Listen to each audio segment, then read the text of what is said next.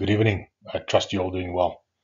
So I finished the Esther story on the timeline. So the completed Esther story is now on the timeline. And I must say, it's a perfect fit and quite interesting. But my discernment told me to withhold the story for now. Then I just quickly want to talk to you tonight about, do you know the day of the week? Now everyone will say, of course, we all have calendars. Of course we know the day of the week. But you know that Pope Gregory made some changes. And these changes have a lasting effect. And the day may not be what you think it is. Then I just want to talk about the Aleph and Tav of the timeline, the beginning and the end, and the cutoff dates that are now firmly established for the year 2033. The beginning on the 1st of Nisan in the year 32, and the end on the 14th of Nisan in the year 2033. And then I decided to punish myself by working out how many times 28 April fell on Nisan 14 over the past 2,000 years. And then just briefly talk about the calendars. So working out a Julian day of the week before Pope Gregory made his changes is fairly easy. You use the proleptic Gregorian or Julian calendar.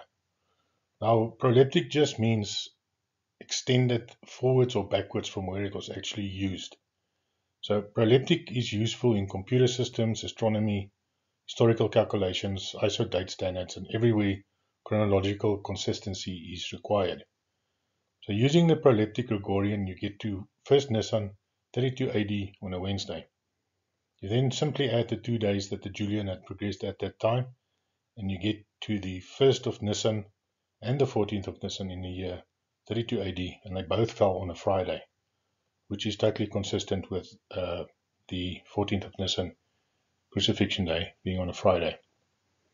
So do you want to know what the day of the week would have been today if the Julian calendar was still in existence? Okay, so these are the changes that Pope Gregory made. So in the year 1582, in October, he basically, on the Julian calendar, he removed 10 days of a year. So you can see it's the 4th to the 15th. He removed those days. And then he initiated the new Gregorian calendar, and you've got 3, 4, 15 running through. But he kept the days of the week the same, so that their Sundays would still fall on Sundays, etc., etc. So on the Julian calendar, if you look at it, 3, 4, and 15 was a Monday. So there would have been a Monday, Tuesday. So there's a lot of days missing over here. If the Julian calendar was still in use, it would have just been a Julian calendar that was changed. So from this point onwards, it became near impossible for people that back in the days that didn't have computers and the knowledge to actually work out any significant time and date in the past. The best way to explain what Pope Gregory did is, you must imagine that he did what he did in October 2025. So Pope Gregory is now a very old man, the oldest man, almost as old as the guys in Genesis. And he's now decided to update the Julian calendar because the drift between the Julian calendar and the vernal equinox is by now 13 days. So he would have had to remove 13 days. And this is then what he did. So he went 3, 4, 18. So those 13 days are just gone. But what we are doing now is we aren't keeping the days of the week the same because we want to see what the actual date of the week is. So on his changes, so the Thursday on the 4th and the 18th, we cut it out, is still a Thursday. So we're keeping it the same on his calendar because we want to see. I don't know if it was done on purpose or was it just done to correct for the vernal equinox, because really they would have had to use multiples of 7 days in order to keep the days of the week the same 100%, and they didn't. So was it ignorance or something else? So if you look at the Julian, you can see now there we've kept the days of the week the same. So Thursday became a Friday, and a Friday became a Saturday, and a Saturday a Sunday. So we aren't on the right day of the week. And this is quite easily confirmed by, everyone knows that today we have to subtract 13 days to convert from Gregorian to Julian. For example, the 8th of January 2026 is a Thursday, and if we subtract 13 days from that, we get to the 26th of December 2025, which is a Friday. So basically, Thursday became a Friday. So our weekdays are out by a day. So when you go to church on Sunday, you're actually going, it's a Monday. And when the Jews have their Sabbath on Saturday, they are actually, it's a Sunday. I find this quite interesting. The Aleph and Tav of the timeline. This is the beginning and end of the timeline. Initially I had the cut-off dates firmly established as being either the 14th or the 28th of April 2033, when the full moon calendar ends its year 2032.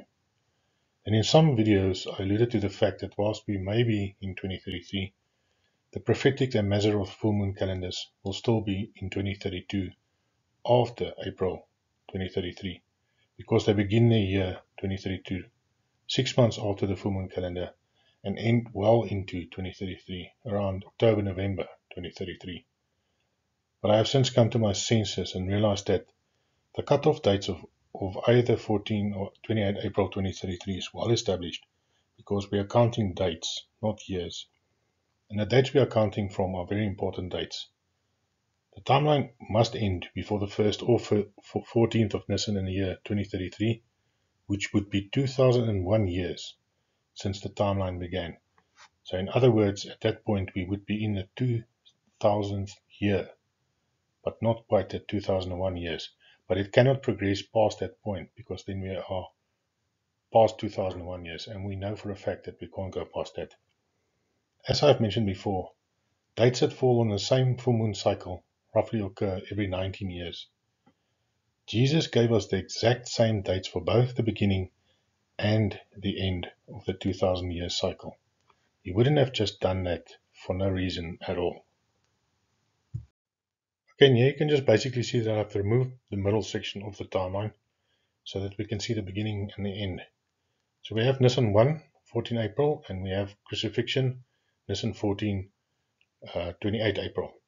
And then they both run for 2001 years to the end of the timeline, where we again have Nisan 1 as 14 April and Nisan 14 as 28 April. And like I've mentioned before, and you'll see again, that to get these dates on the same full moon cycle happens roughly every 19 years. It's very scarce. So this happens 19 years from there again. So God just did this for a reason, and that is so that we could see this is the beginning, that is the end. And it's 2001 years. We cannot progress beyond 2001 years. It's a 6,000 year cycle. So everything before that is still in the 2000th year. So we're still fine up to this point, but we cannot progress past this point. It is a hard cutoff. No matter what anyone says, we cannot go past 2001 years. And the count from there to there is 2001 years. So that is a hard cutoff date. If we want to progress past that point, then we cannot use this. Then that has to be 2033. And, well, nothing fits in 2033. So the timeline begins on Nisan 1 in the year 32 AD, 14 April 32 AD, and it had a full lunar eclipse. The moon was in Tishri, the scales of justice. It happened at 6 minutes past 9 UTC, which is daytime in Israel, and the time in Israel was 11 minutes past 6. This sign was meant for us, not Israel, because it would not have been visible in Israel. It would have been on the other side of the world. This sign was so that researchers would be able to identify the correct year of the crucifixion. It wasn't just a normal lunar eclipse, it was a blood moon. Jesus is a perfectionist. For example, he began his ministry at the age of 30 on Nisan 1 in the year 29 AD, 16 April in the year 29 AD to be exact. And on Nisan 1, 32 AD, 14 April 32 AD, he had been ministering for exactly 3 years. So on 14 April, which is Nisan 1, the day of the blood moon, he had been ministering for exactly 3 years. And Nisan 1 is therefore a very, very important date. And I'm still not sure which one of the two dates would be the cutoff, Nisan 1 or Nisan 14, Crucifixion Day. I'm inclined to fall towards Nisan 14, but of course the timeline finishes way before then, but I'm just saying. Okay, and here you can see the blood moon, 14 April in the year 32, Nisan 1, where the timeline begins. And you can just pause and read this if you are interested.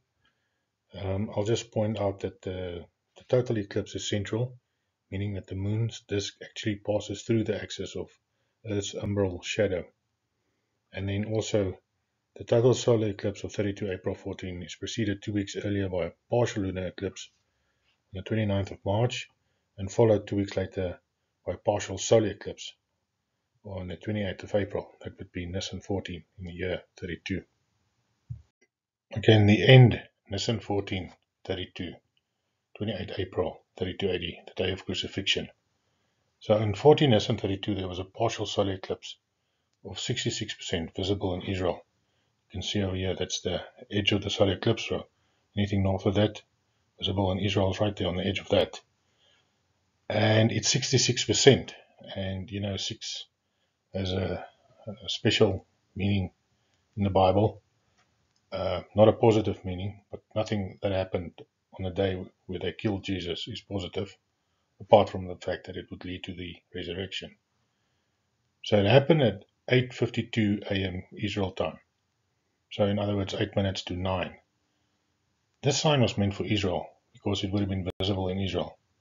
And I surmise that Jesus went to the cross at exactly 8:52 a.m. Israel time. So to reiterate, the exact same days are used to mark the beginning and end of the timeline, and they happen very infrequently. Now, as you've seen from the previous slides, these are 2 very important days, and they were marked by signs in the heavens. And this is not a coincidence that the exact same dates fall on Nisan 1 and Nisan 14 at exactly 2001 years after that. This is a cutoff. This is a hard cutoff. And the reason why I'm harping on this a little bit is I happened to see one video by someone, and he was also explaining that, you know, the calendars can run further into the year 2033, but they can't. This is the beginning of a count. That's the end of the count. They can't. Not for if you want the crucifixion to be in 2032. It's impossible. So this morning I decided to work out how many times 28 April fell on Passover over the last 2033 years. And it was 649 pages of pure enjoyment. And I had to go through it 3 times because, of course, I was looking for the date 28 April. But because this is in UTC time, and I converted it to Israel time, I had to look for dates of 27 and 29 as well, because that 2 hours make a difference. And yeah, so full moon dates are full moons between 6 a.m. and 6 a.m. on the 28th of April, because I'm using the full moon calendar time. I must say the answer surprised me, because logically I was expecting to find about 100 dates. I found that 28 April occurred exactly 70 times. I couldn't believe it. I was expecting 100 and I got 70. Well, initially I got 69 and that made no sense. So I went through it again and I found one date that I skipped and it's 70. And 70 is a number of extreme significance in the Bible. And yeah, this was very surprising to me. So I went and I Googled the number 70 in the Bible. And this is the answer I received. So what you're seeing here wasn't written by me. So in the Bible, the number 70 often signifies completeness, divine order, judgment, and spiritual perfection, appearing in key moments like Moses appointing 70 elders, Israel's 70-year Babylonian captivity, Jesus sending out 70 disciples, and prophecy about Jerusalem's 70 weeks. It combines the perfection of 7 and the completeness of 10, and marks significant transitions from Jacob's family going to Egypt, 70 people, to the end of eras, representing divine fulfillment. Now, I couldn't have asked for a better description of the 70 dates over the span of the timeline than this. The only reason I could create a timeline is because I knew of the two calendars and the Mazzaroth clock. The moon phases and calendar dates correspond every 19 years. This is why no one could work out a timeline using one moon calendar, as all cycles would have been 19 years. During the time of Jesus, the calendars were all in sync, so there was no difference between them. The full moon calendar begins each year on the 1st of Nisan. Each new year is the first full moon after the vernal equinox. The prophetic calendar begins each year on the 1st of Tishri, but its new year is determined by counting 7 months from the first full moon after the star Abib or Spica today is sighted. Abib also means ear of barley or corn. The Mazzaroth lags the prophetic calendar by a month.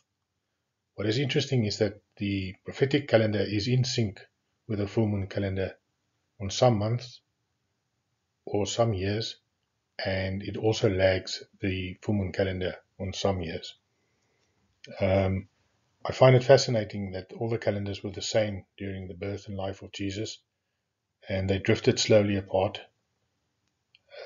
Jesus knew that we were going to need to work out the times that he gave us, and this is the only way how to do it, because like I say, you cannot use one calendar, then you only have spans of 19-year cycles, and 19 years is not exactly a date or time span that is found frequently in the Bible. So that's it. Okay, and this is all from me for today. I'm hoping to bring you guys the story of Esther as soon as I receive clearance. But guys, listen, God bless you, and goodbye.